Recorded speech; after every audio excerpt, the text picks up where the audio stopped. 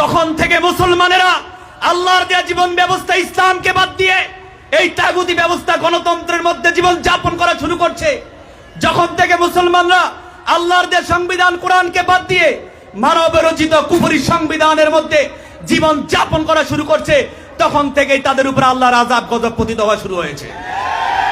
যখন থেকে তারা আল্লাহর দেয়া জীবন ব্যবস্থা ইসলামকে বাদ দিয়ে তাগুতি ব্যবস্থা গণতন্ত্রকে মেনে তার অধীনে জীবন যাপন করা শুরু করছে, সেই দিন থেকে তারা দুনিয়ার জীবন অকল্যাণ অশান্তিতে ভোগ করছে এবং আল্লাহর সাহায্য থেকে তারা বঞ্চিত হচ্ছে কিনা।